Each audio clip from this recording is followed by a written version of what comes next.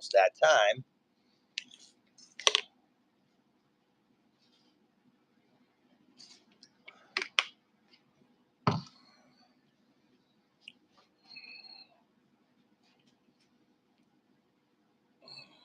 As we wait for the clock to tick. Some of you are used to this, and some of you aren't. But hey, it's 7 o'clock on Wednesday. And those of you who've been with us before know that that means it's time for Track Talk. And before I get into any of the logistical issues and nightmares that we're facing, Track Talk is powered by W Energy. Guys, if you haven't seen it already, go to the Facebook pages. You can go to Lone Wolf Racing, and you can use my code for 10% off of your W order. So once again, guys, I really do, like this stuff personally, recommend it personally to any and all of you. So Lone Wolf Racing on Facebook, you can get that code for the 10% off of your order. Now, here we are on YouTube, first time ever to do Track Talk, because let's see. Let's do a couple of little things here, do some house cleaning, and then we'll move on. Instagram was the house of Track Talk for 98 episodes or so. And then they decided to change their policies as far as who can go live and how many followers you need and blah, blah, blah. So we moved over to Facebook on the Facebook page, Wolfpack Racers Den, formerly the Hit Squad Racers Clubhouse. And we did 2 episodes there, including episode 100 last week. To make this more user-friendly for everyone and apparently for guys who can't figure out how to start an Instagram without getting in trouble for whatever reason, we've moved over here to YouTube now. So here we are. We're on YouTube, and I'm the Hitman for those that tune in and find that new something or other that's going on that wasn't before. That's the quick synopsis of how that goes. So, in case anybody wants to know, that right there above my mohawk is my great-grandfather. It's a very old photograph, and that's that. So, last week, for those who know, and for those of you who don't, you can play catch-up by going to those Facebook pages. You can, check out Instagram and all those other things and find us there, too, and play catch-up. But in the meantime, I'm going to talk towards people who've actually been tuning in for a while, because they're in the know as far as what's going on. So, as you guys know, this past Sunday was the last week on the Dirty Bird as far as racing for this season and ever. So there's that. Bittersweet, really, for some of us, and for others, maybe they're smiling about it, but quell the smiles a little bit, because that doesn't mean anything. It just means we won't be racing there anymore. We are currently in the works with legal paperwork and otherwise obtaining all the documentation needed so that we can start our new track, 2.7 miles down the road to be exact, in the spring of 2026. So what does that mean for the Wolfpack in the meantime? Well, not much yet, if anything. There's a couple races coming up, one of which is the Battle at Bethel down in Connecticut that a few of us may be attending. I know I'll be there for certain. I can't speak for the other guys as of yet. But there's some things that are going on as far as those things go. And we got some clinics coming up, which I'll talk about in a moment. Right now, the things that I've been working on lately in the background is stuff that I've talked with Mike with, both Mikes, Suds and Big Mike, as well as Sandman and some other people, as far as what we're going to do and be doing with the new track. So, excuse me.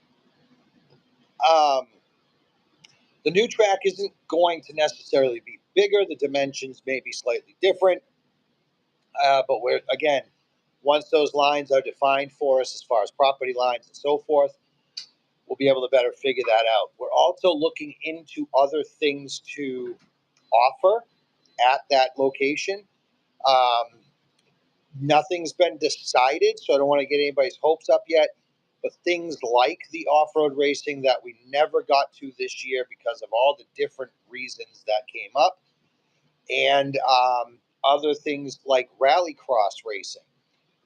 Not rally, I'm too old and I'm too tired and I'm too broken to be running around after my car, but rallycross, meaning it's just similar to off-road, but very, very different classes.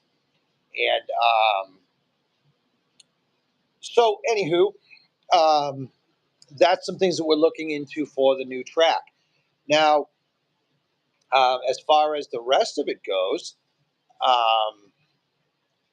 Richard Hopkins, I'll say hi back to you. You're the only one I don't believe is spamming me quite yet. So, hi, thank you for joining us tonight.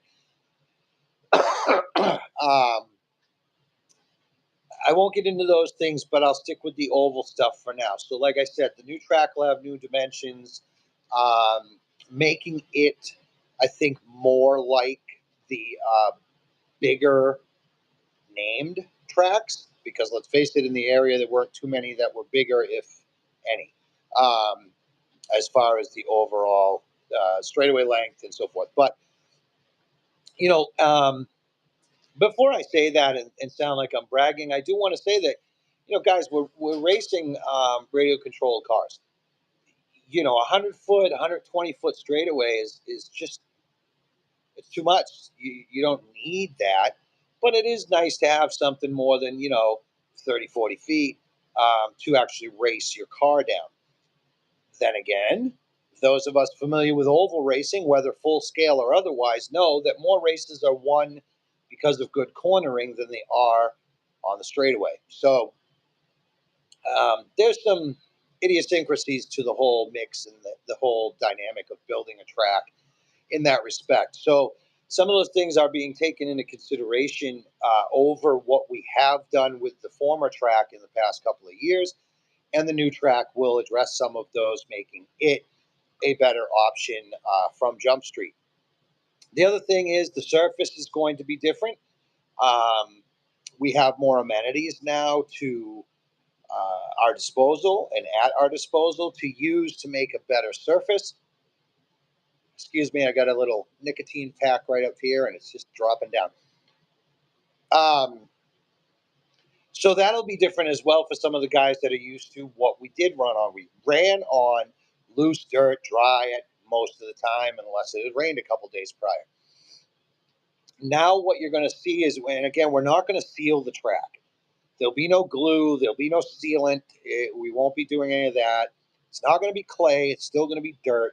But because we're able to manicure that better with water and rollers and possible machinery and so forth and so on, the track will have more of a harder packed consistency while still allowing for, number one, a blue groove, and number two, that dusty top on top of that hard packed surface to form.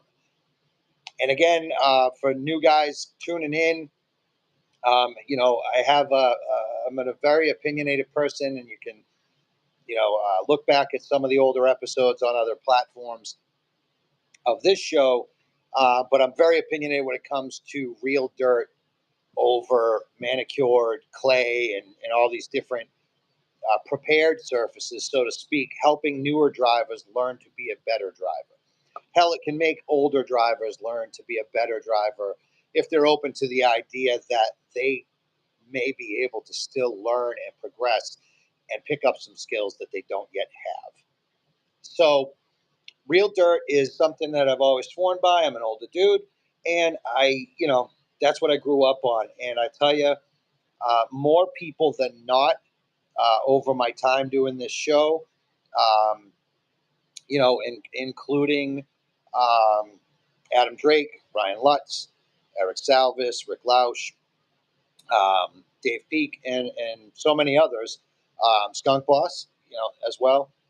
have agreed with me that, yeah, real dirt will make you drive, and real dirt can very much so help you form skills that will be beneficial on those prepared surfaces situationally, making you overall a better driver. Um, so yeah, welcome YouTube to my opinionated little self. One moment.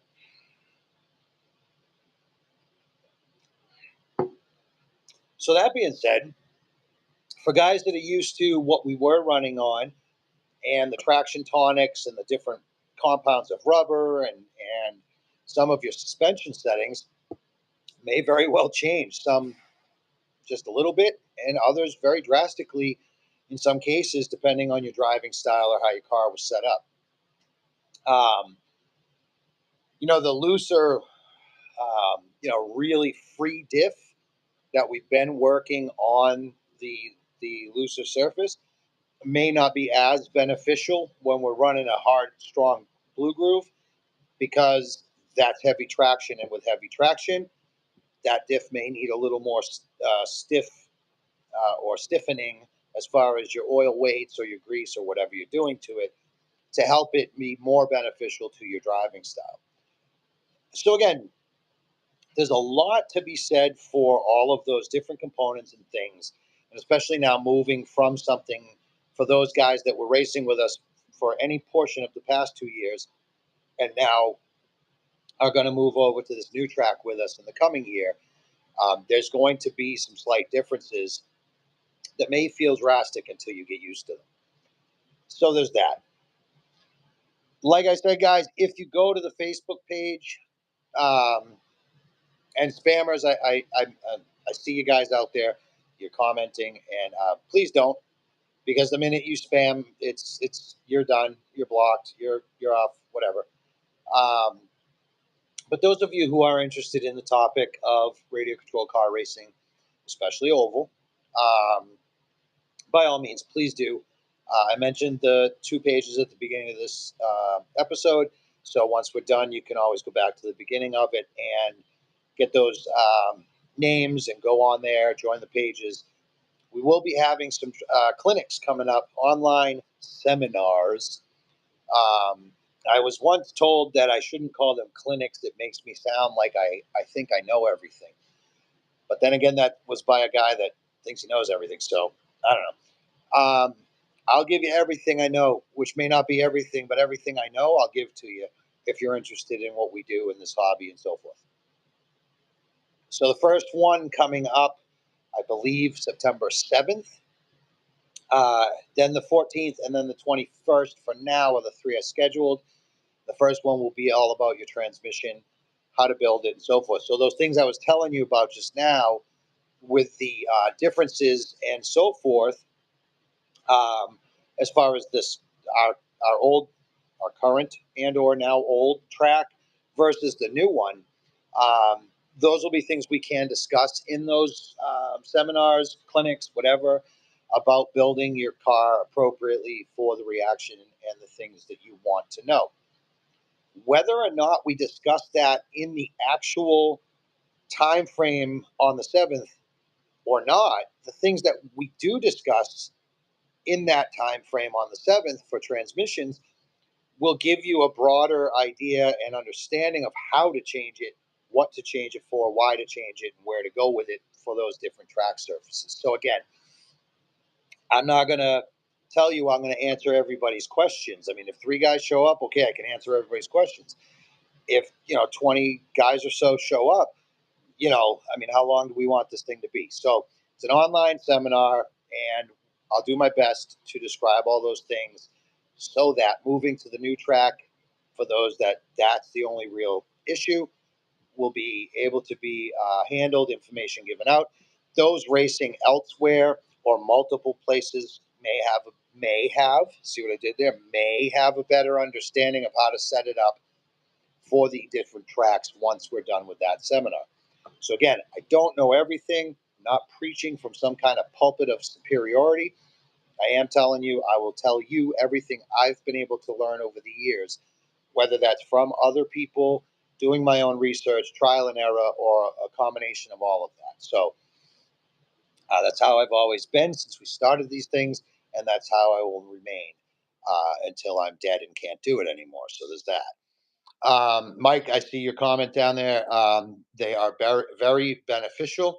I appreciate that. Mike's been to several smaller ones, one bigger one, and these are going to kind of be somewhere in the middle, I think, where it's a little bit of information and a lot of discussion, um, rather than a whole bunch of information and see you later. So I think that's going to be a better format as far as the topics we're going to discuss in these upcoming three that are scheduled. So we'll see how that goes and where it goes from there. As far as that, I think that's about all I'll say for that for now. And in keeping with that, and in keeping with the idea that the new track will be slightly different, we are going to be offering some different classes as well. There'll be a few classes that we don't offer anymore because they just weren't popular, or they weren't popular enough, didn't take off. Guys that were running them didn't really attend a lot, whatever the case may be. There'll be other classes that we're trying out, and there'll be other classes that have become popular elsewhere, um, as far as the entirety of the community. So we will give that the opportunity to run at our track. Now, anything that was taken off of our little, heat sheet agenda, as far as classes, I mean, guys, it's always been this way and it will always remain this way. Three or more makes a class. So guys that haven't seen ever Losi NASCAR on our sheet, I mean, hey, three makes a class. But if, the surface that we had at the Dirty Bird was just not conducive for those cars. Now going to the new track, that surface should be better and more able to handle those little small cars like those with the low chassis and so forth. Street stock will remain on the agenda because this new track is going to be so much better to put those cars on the track with. So again, things of that nature will take place because of the new versus the old. The other thing is I'm currently working on, the whole rule sheet, classes and class rules, specs and otherwise. And there are some changes throughout the sheet for whatever reasons or variety of, and those are indicated in red so that people will see, oh, hey, now I can use, a 100C battery in that class. Oh, nope, this one has to be XYZ battery as far as, 2S and a milliamp hours and a C rating. So that's something different. And that you'll see right up at the top of the sheet with the general rules and stuff. And then, the tech procedure, we're going to try to implement that again. We may not implement it as regimented as what it sounds like, and we may reserve the right to, tech a car at any given time. Those things will be announced per race, and whatever. If we have a big trophy or bigger trophy race where we expect some participation, we probably implement it as a full thing. Tech before the races and so forth. If it's a club race, okay, hey, you know what? You just blew everybody out of the water. I want to tech that car out. That might be something we take and have the opportunity to do, and that you can expect. What we'll not be doing is changing the prices. We have found a nice medium where, what we do charge for your first class, additional classes, and where we cap the price off, which we started late in the season this year. Um, and those of you thinking, well, you had to because of what happened. No, has nothing to do with that. It's just, I look around and I see, this track charges this, that track charges that. This track runs timed qualifiers and mains. This track runs, more of the style we're running where, it's by lap count. And this track does this, and this track does a mix of the two.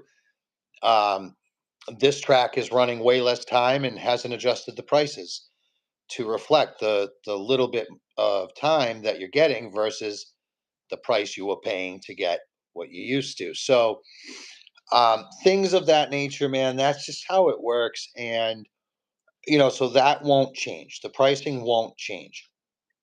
The clinics, whether in person, online, or whatever, that's not going to change. They're free. We're not trying to make any money. The money we make from the registration fees supports the track. The clinics are to help people, and we enjoy doing that. We enjoy helping guys learn the hobby, come up in the hobby, get better, and progress. And I mean, I don't remember. Um, there was another user that hasn't made a video in a while on YouTube, and I can't remember his name, so my apologies. But one of the lines he said when I first saw him, um, "Is that you, Horns?" Um, was, if I help you become a better racer, that means we can have better races. And it's true. If you can learn from us and then come beat us, great. Then we've done our job. If we're doing a back and forth on the track and it's really kind of a driver's, awesome, good to know. It's a driver's battle, not a car battle, then wonderful. This is me. I've always said you can have the top of the line everything in that car. If you're a shitty driver, you're a shitty driver. You're not going to beat me because you spent a lot of money with, you know, different places for the equipment that's in your car. You're going to beat me because you can use it better than I can. So, there's those types of scenarios that, again, I told you earlier in the show, I'm a very opinionated person, and that's one of them. You can spend all the money in the world. It doesn't make you a good driver. If you're a good driver, you don't need to. You know, I'm a former musician. I played guitar and sang in bands for 20 years. And I'll tell you right now, pick your favorite guitarist. He can go into Walmart and make one of those guitars sound like $1,000,000. You can go into Guitar Center and pick the most expensive one and make it sound exactly the same. Because the guy playing it is that damn good. It has nothing to do with the quality of the two instruments. So when we transfer that thinking and logic over to racing, the driver is the difference. I don't care what you put into the car. If somebody can't handle it, use it, or doesn't understand how to, it's more than just shoot down the straightaway, turn left. And some guys in the past used to say, well, how hard can it be? Go fast, turn left. And then they did it and they realized how much more there is to oval racing. Vroom, vroom, left turn, vroom, vroom. Yeah. Well, all right. So horns, I mean, yeah. But it's fun to say, right? But there is a lot more to it. A lot more racing on an oval track, dirt or otherwise, is won on the workbench than it is on the track. Guys that understand how to set their cars up for themselves, guys that can then turn around and actually drive them, to my previous point, are going to fare better on the track than a guy who doesn't understand why the guy sitting next to him in the pits made this change because he didn't know how, nor did he pay attention to anything to learn anything. He was talking to some other guy while somebody was doing the work for him. That driver will not be benefited by those changes because he doesn't understand what was done. Again, my opinion, but I know a lot of people that share in that as well. So, Suds, I see your comment coming close. Yeah, and that's the thing, bud. We were just talking about the seminars, the online seminars coming up, and how many of them you've participated in, more things that we've done at the track and otherwise, where a guy like Mike can take all that information, roll it up into a ball, try to, you know, put his car on the track, go, you know what, it's not doing this, change that.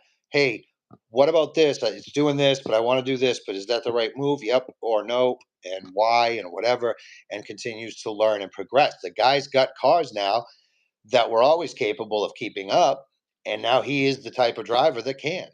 And soon, to his point, he'll be the guy that can come out there and beat you or me. And that's because he put the time and effort into himself and his vehicles and so forth. Does he spend, thousands of dollars on, equipment? Nope. Don't have to. You know what I mean? He's not in the same respect, a guy that's going to turn around, sell one of his cars, and try to recuperate all the money that he put into it. How many times have any of us that are into this hobby seen that? Hey, I'm selling this car. It's only been driven twice. It's $700 because I put the Tekin system in it and I did this and I did that to my $200 chassis setup. And, I'm trying to recover all my money. Well, did you drive it once or more? Now I don't know if it's got a history. I don't want to spend $700 on that just because you have good equipment in it. Good, in your opinion, not mine. So, again, these things all play a factor, guys, and I'm just the guy that won't pull any punches when I'm telling you how I feel about it. Whether I'm right or wrong doesn't matter. It's right for me. And when I tell people these things and I tell them about it, I try to show the advantages of both sides and let them make those opinions on their own and figure it out. Because I'm not going to try to make you do things my way. My way works for me. It doesn't work for anybody else. I've only met two guys that like driving my cars. And, one of them is talking about crayons and vroom vroom left, and the other may or may not be on with us right now. So, you know, um, the driver and that person's driving style will make or break a setup. The setup cannot make or break a driver. It just won't work. If the driver's not good enough, it's not going to make him better. And if the driver is better than a low quality setup, he'll do all right. He may do very well, but he may benefit from some other things too. So there's that.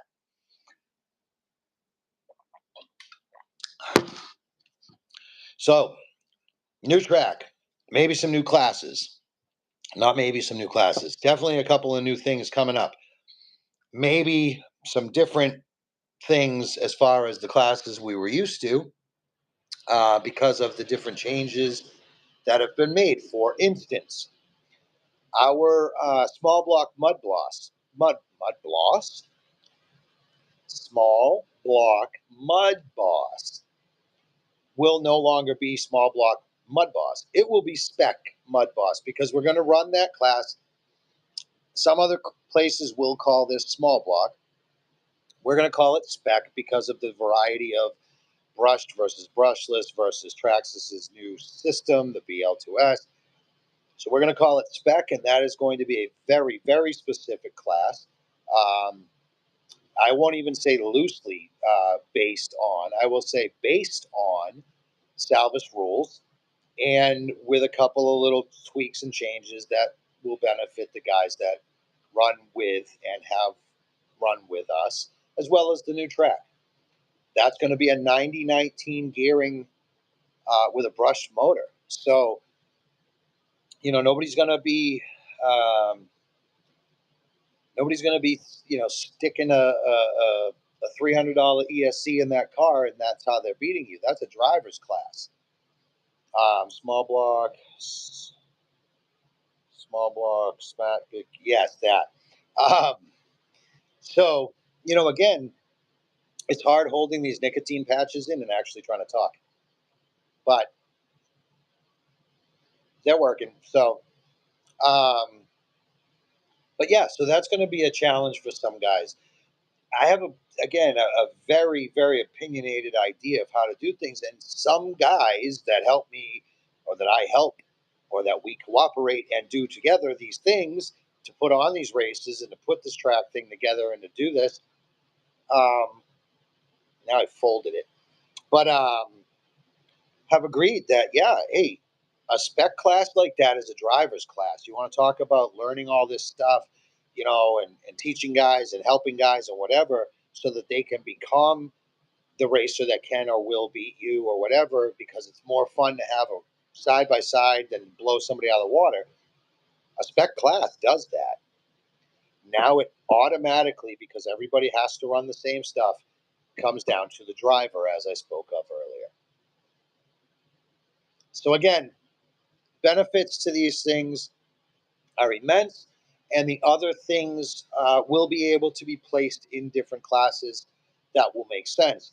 Whether we run those as 2 or 3 different Mud Boss classes has yet to be determined, but we'll work that out before we get to opening day, and it will be put out there with plenty of time to get your builds right or to get your mind wrapped around what classes you're going to want to run, can run, or whatever. So those things will happen. We are going to stick to, I was typing these all out the other day, and I don't know, some places just baffle me, but we're going to stick to the rules with our novice class. Novice is run what you brung. What you brung has to kind of fit one of these other classes, first and foremost. Secondly, I mean, nobody's coming with an 8S, freaking Arma and putting it on the ground with, 10th scale cars that are running 2S. It's not going to happen. So it has to fit formula wise into what we do. Secondly, anyone can spend the cash doesn't mean you can drive. Spec classes are fun, separates the boys from the men. Absolutely. And that's what I mean. The driver's class is that spec class, because whether it's this particular class we're talking about or not, I mean, there's spec off-road classes, there's spec drag race classes, there's spec crawling classes.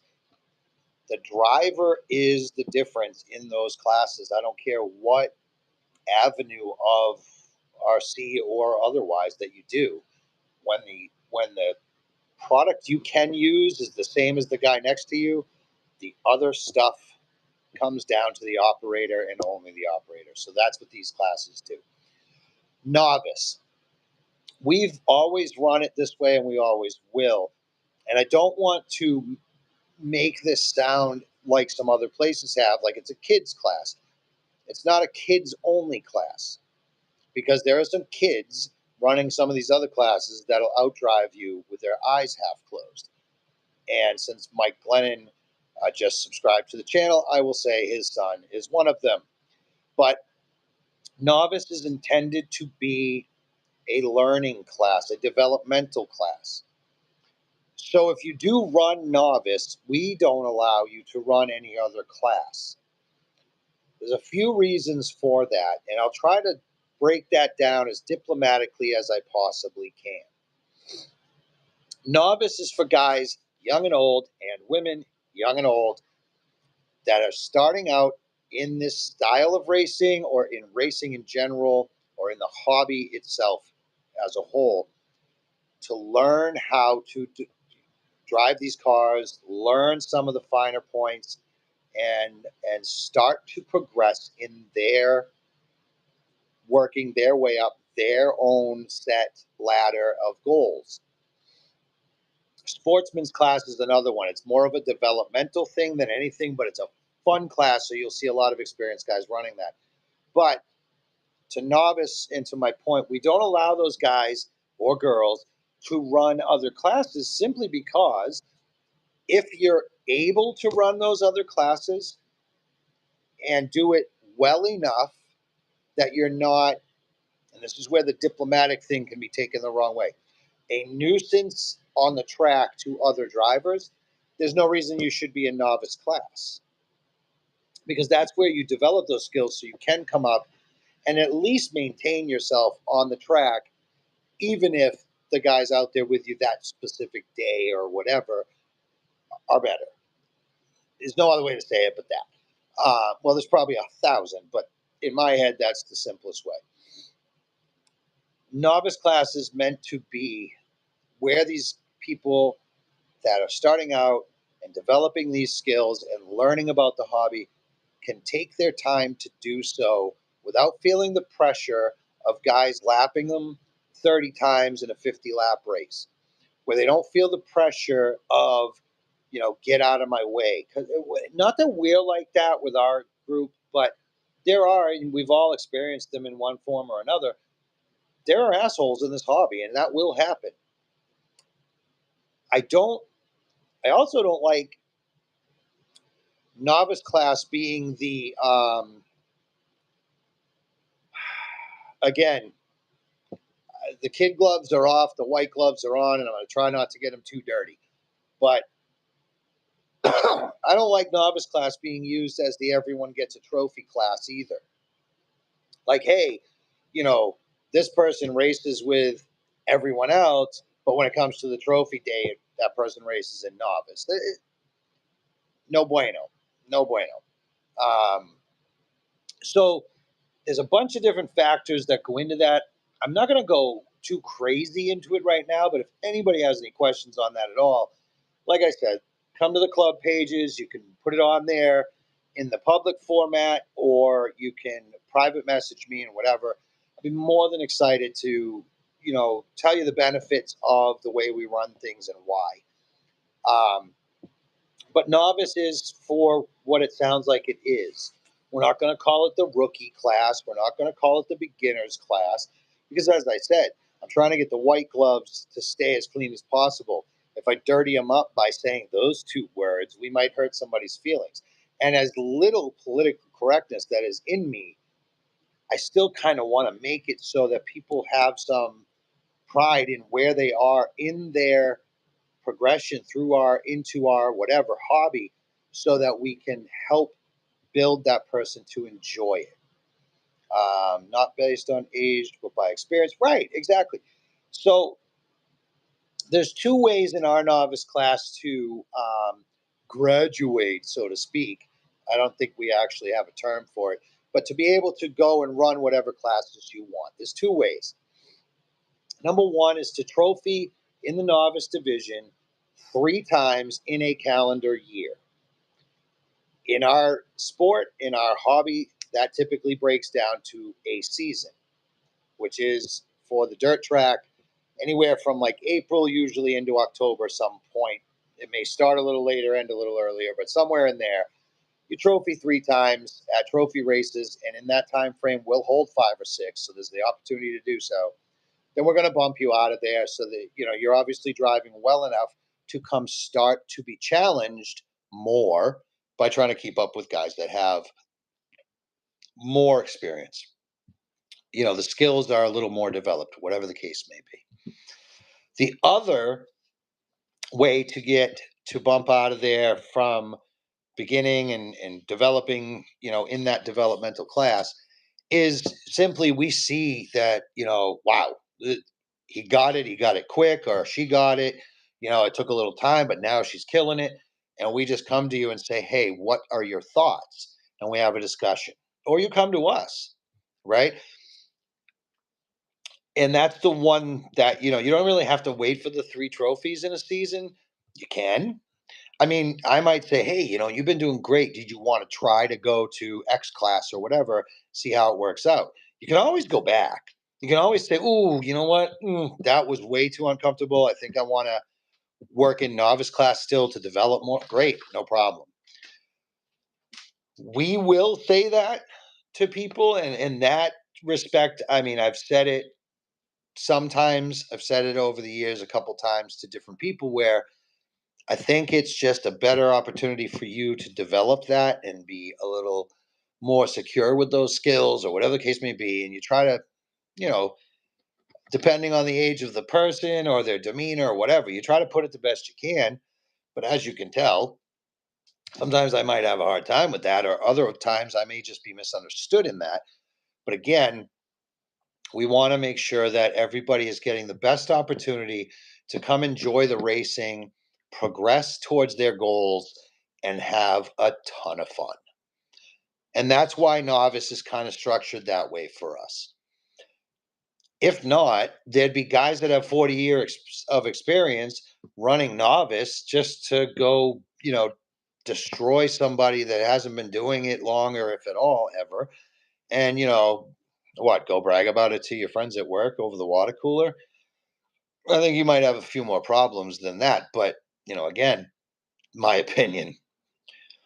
So when it comes to the novice class and the fact that I just said we're not a everyone gets a trophy type of environment, one of the best parts I think of our novice class, the way it's structured, is that whether you're me at 50 years old and you're just starting out, or you're a young guy, a young kid, or a girl, starting out and you're running, you learn to win with grace and lose with grace. Shit talking has its place. Don't get me wrong. It's always fun to tell your buddy, haha, I got you, or him to tell you, haha, I got you. But you better be able to do the same on the other side of things when you lose the race. And that's one of the things that we really focus on trying to teach the younger guys, especially, but anybody coming into the hobby, is that you win with grace, you lose with grace. Because everybody develops differently. Anybody can have a great day today and a bad day tomorrow, or vice versa. This week's race may have very different results than next week's race for those reasons. And so to learn those skills and those values are important. So I hope that makes sense for our novice class. Now, the rest of the classes, there's no, just because we're on YouTube, and I want to repeat myself for anybody new to the show or us, there is no upper and lower classes as far as we're concerned in how we do things. Um, I've heard it. Oh, you need to move up to late model or sprint or this because those are where the better racers are. No, not necessarily. When you say upper and lower, it to me and to the guys that I work with to do all this, it makes it kind of a societal class structure sounding thing. Like if you can afford to do this, then you're a great racer. I don't know if you heard me a little while ago say that you could have the best car in the world and still suck at driving. So there are other classes other than novice, not one of which is any lower or higher a class than the other. There really just depends on what your personal goals are, what you'd like to do, and what you'd like to achieve within our hobby. Lastly, this point, because I think that, again, it bears repeating. It's episode 101. It's a new platform for us here on YouTube. So I want to repeat this one because this one may very well be the most important thing I say on this entire episode.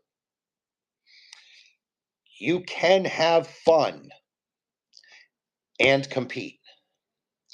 But if you focus too much on the competition, you're probably not having a lot of fun. This is a hobby. Unless you're guys like some of the guys I mentioned earlier, like Lutz and Drake and whatever, and getting paid to do this, then yeah, you should be frustrated if you compete and didn't do as well as you thought you should. But Joe next door shouldn't be. You're here to have fun. We do this together as a hobby, as a group, as a community to enjoy ourselves. There are times where you'll go to other races, other tracks, and so forth to compete, to see where you stand up in that environment with that crowd that you're not used to and who's not used to you. If you're not enjoying that, or if your level of enjoyment is less because you're too focused on the competition, you're no longer having fun. And I think it's time for another hobby. That's just my opinion. Fun over competition, as Sud said, fun and learning. Yeah, because the only way to get to that next level that you might want to go for is to learn and progress that way. So yes. So guys, that's the thing. It's all about fun. The competition is built in to racing. I mean, otherwise, why is it called racing, or why are we racing in the first place? But enjoy it. Don't let it become something that it shouldn't be. Some of you are going, oh, yeah, that's fun for him to say. And to those of you, because you know what I know that you know, what I know that you know, I'll say this: any and all of that over the past few years of my life took too many steps away from just the racing and the track and went into other avenues they should have never gone into to become what they were. So it was more than just what we're talking about here.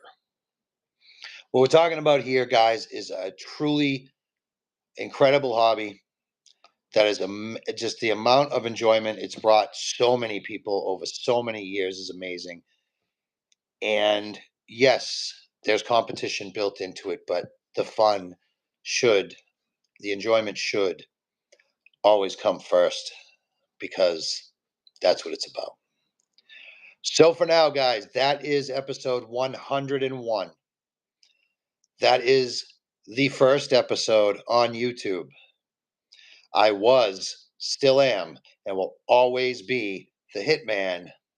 And until next week, guys, I'm out.